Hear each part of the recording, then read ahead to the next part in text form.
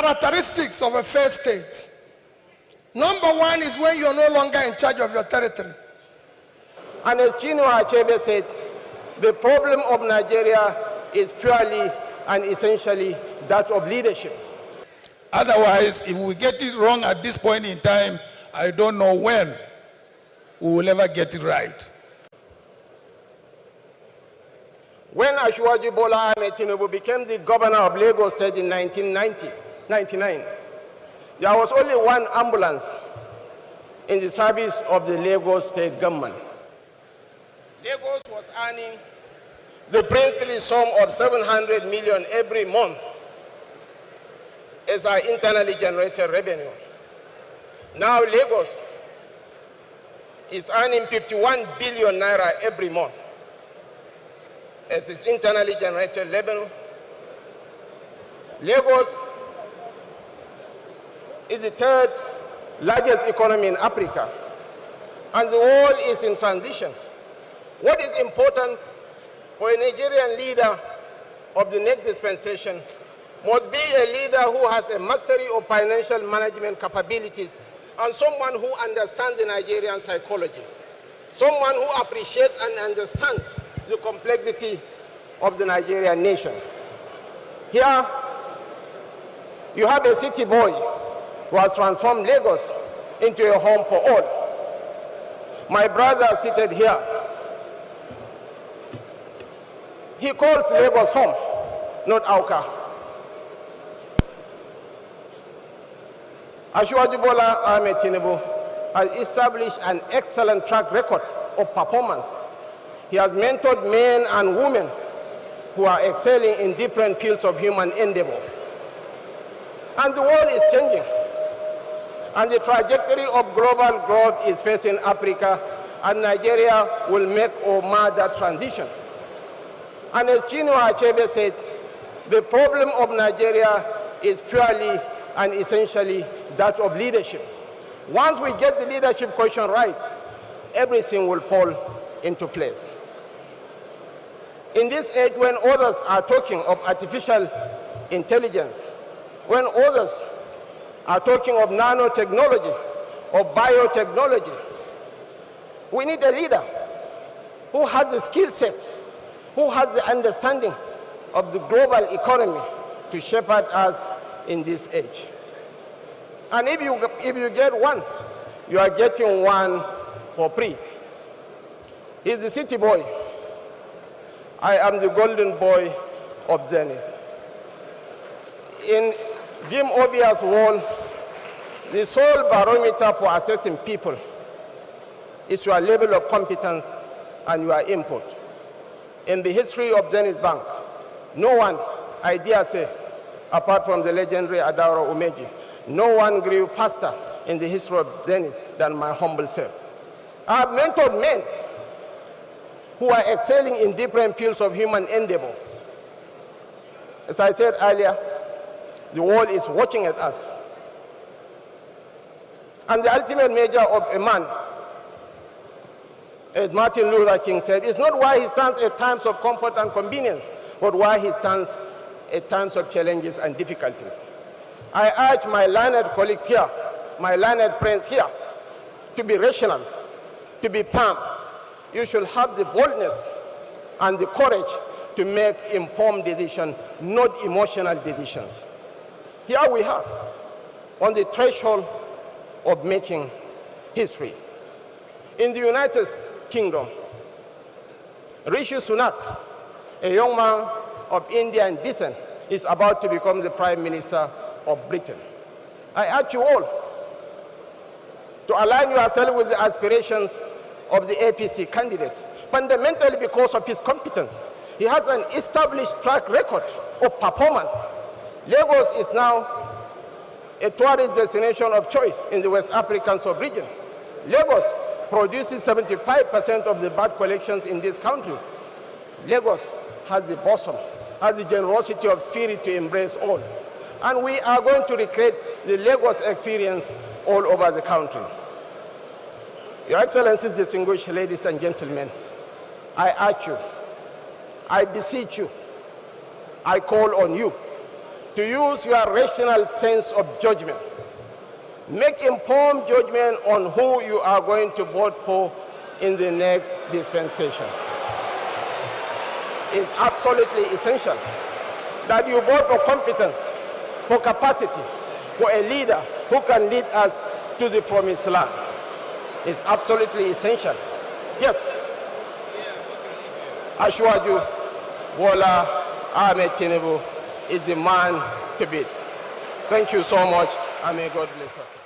1999, Nigeria has never found itself in such a very, very critical joint in our history.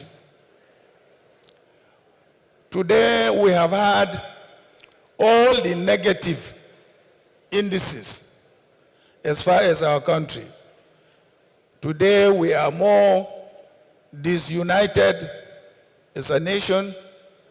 We have never experienced this level of poverty.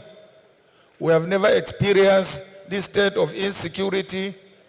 We have never experienced this level of unemployment. We have recognized all these negative developments in our history. What is important is how do we tackle these challenges.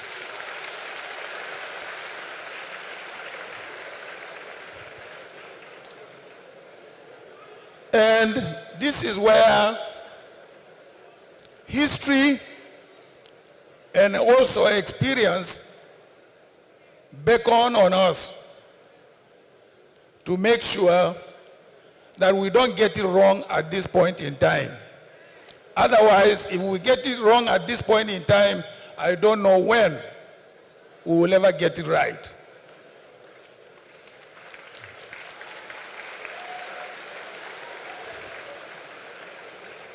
I have been involved in the struggle to return democracy to this country from the military days. In fact, I can say I am even lucky to be alive. So many of my contemporaries have been murdered, have been killed in this struggle. But somehow, by the grace of God, by miracle, I have survived up to this point in time. And that's why in my brief introduction, I stated that there are 5 key areas that any leadership, forget about party, any leadership, whichever from political party, must confront these 5 issues. And I enumerated them. I said the unity of our country is very, very fundamental. And how do we achieve the unity of our country? Is by making sure that we give every part of this country a sense of belonging.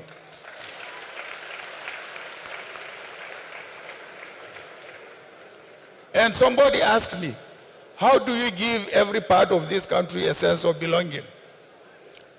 I referred them to the situation we found Nigeria in 1998-99 when we came into office. As a PDP party, we won overwhelmingly. We could go on and form our party, our government, just based on our majority. But we decided to shelve the majority and say, look, every political party must be part of our administration. And we formed a government of national unity. No sooner we formed the government of national unity, there was calm in the country. After the calm, what next? How do we move? Then the issue of the economy came in, the issue of security came in. Because we had a consensus, we had no problem dealing with the subsequent challenges.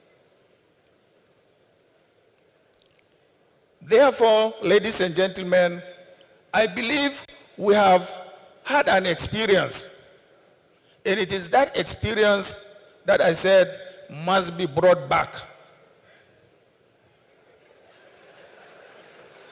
Yes, must be brought back. It is only when you have this sense of belonging that you will be able to deal with, say, the issue of security. It is when you deal with the issue of security, then you will now come to the economy. My 5 points that I enumerated are all interrelated. From unity to security to economy to devolution of more powers.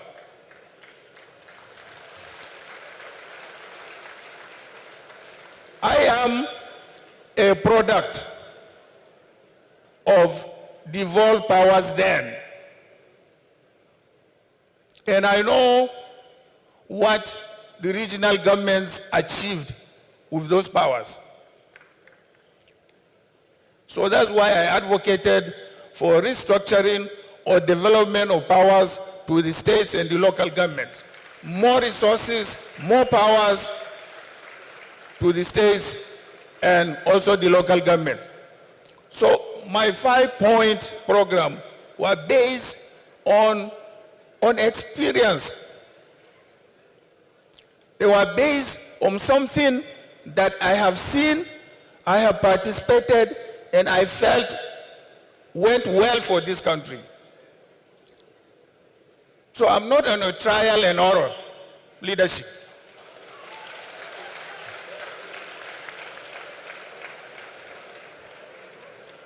So distinguished ladies and gentlemen, I want to thank you very much for giving me the opportunity to address you briefly at this annual conferences. I wish you every success in your deliberations. Thank you. God bless you. I recognize the former Vice President of Nigeria and my leader, Atiku Abubakar. All other protocols duly. Mine is a very simple one. Let me start by thanking the organization for inviting me. As you know, I'm one of those strongest beneficiaries of the judiciary. For my strong legal team, for the work of my small legal team led by Dr. Onyechi Bazu, SAN, and let OJ Nadi, SAN, I wouldn't be standing here. You know that from my election petition to my impeachment to my tenure interpretation. And again, whenever people talk about corruption in the legal or in the judiciary, and one who takes exception, in all this journey, I did not give anybody 1 naira.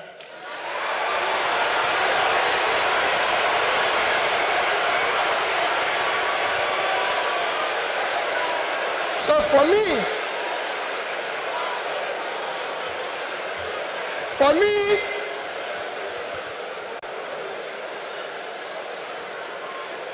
I remain eternally grateful to you for what you did for me to be here and everything.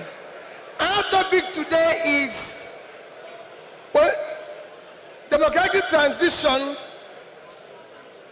in the 21st century Nigeria, 2023 and beyond. I think it's for great people like you or people like Chimamanda I invited, but for me as a trader, I'll try to contribute in my own little way, the way I think we should go. For me, democracy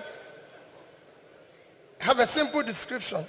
Government of the people, by the people, for the people. That means everything about democracy is the people. And transition means changing from one thing to the other.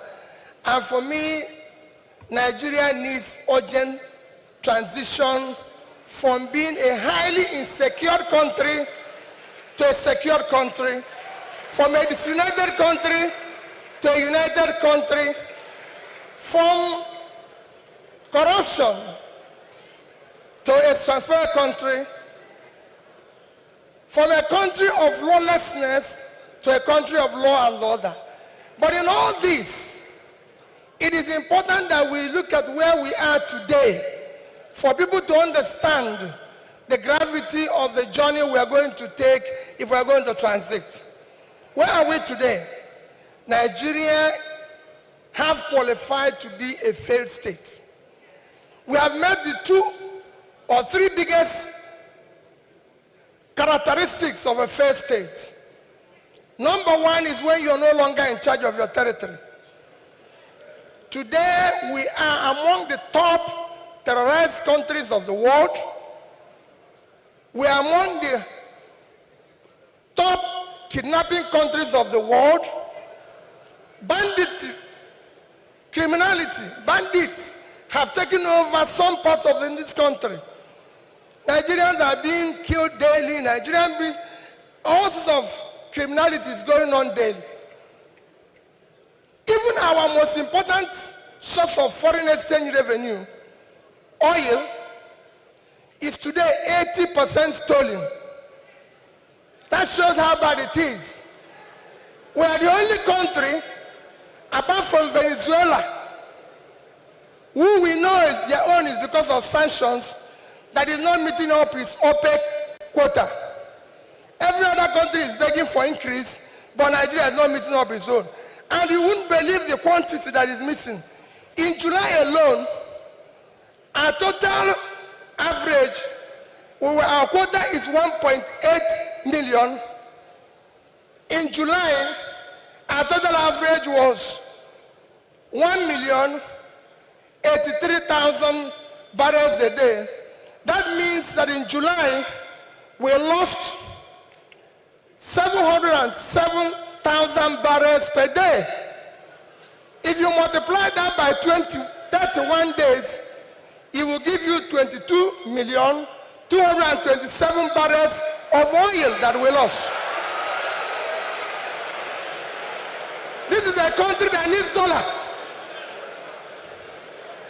If you sell it, if you sell that oil, if you sell the quantity we lost, this is July alone. If you sell it at the average price of $110, it will give you $2,450,000,000, which at our rate of exchange of 550, you lost. If you use 550, because I used an average of 550, you've lost 1,344,700,000,000 naira. That is your country. That's what you lost in 1 month because of stealing. It is important that we know this. Number two item to show that we are failed state is that you are no longer in control of your economy. Your economy today, we have an economy where we have over 100 million people living in poverty. Your unemployment is one of the worst in the world because you have a combined unemployment of 50%, unemployment and underemployment. Out of 200 million Nigerians, 60% is supposed to be working. So you're supposed to have 120 million Nigerians working, but today Nigerians that are working are under 50 million. So 70-something million of Nigerians are not working, they are not productive. When you compare this to your productivity, you will see how low it is. But what is even worse, we're in a physical mess, total physical mess. Because of all this, between January this year and April, the total revenue of federal government of Nigeria is 1,630,000,000,000 naira. Their expenditure is 4,720,000,000,000. If you minus this, we have a deficit of 3,100,000,000,000. That shows almost 20% to almost 200% is the deficit. And this is the crisis you face. come here is a cumulative effect of leadership failure over the years. Because it's 10%, I'll stop here. I would have talked about power. How did we come here? What are we going to do very quickly to come out of this? Very quickly, you need to have a visionary, articulated, competent leadership to start turning around this.